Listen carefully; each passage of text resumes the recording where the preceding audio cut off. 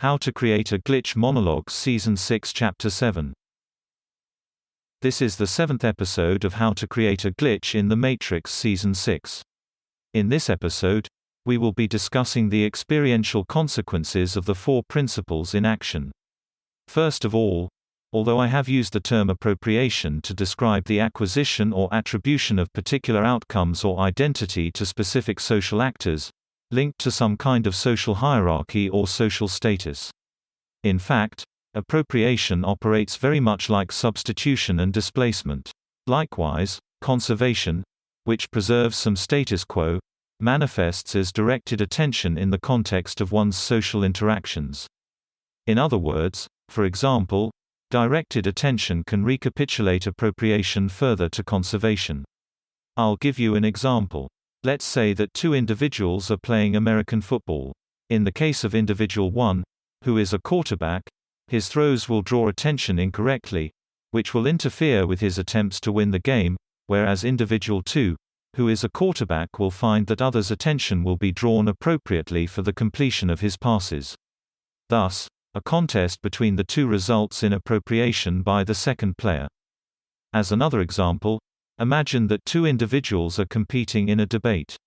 The first appears to use emotional emphasis correctly to give his words added weight, while the second, despite attempts, finds the audience missing that emphasis in such a way that it detracts from his communication of the ideas.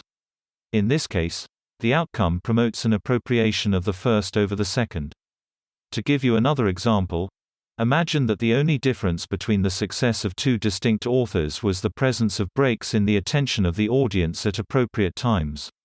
Now, these examples suggest that if you had the ability to direct the audience's attention of these activities, you could determine who out of the competitors was successful and who was not. Thus, directed attention is as much about conservation and the status quo as it is about substitution or appropriation. Attention or emphasis can change the meaning of an event or exchange, or it can mean the difference between 2 narratives as to what occurred. The contest between 2 narratives is ultimately important because it determines the end result of the exchange. It can be the difference between a criminal conviction and an exoneration. It can be the difference between an Oscar and a Razzie. Although, directed attention is conditioned to such a degree that it is nearly programmable. And I explained how in a previous podcast in relation to the interactions of the dominant and the tonic. Their intermingling manifests as the conditioning of the attention of the tonic to the intentions of the dominant. Now, imagine this effect multiplied by the system size and you begin to see the scale of this effect. Think of directed attention as like the graphical user interface of the system, a kind of overlaid interface upon the ordinarily inert substance of our attention. That's the end of the podcast for today. If you enjoyed it, please like, comment and subscribe.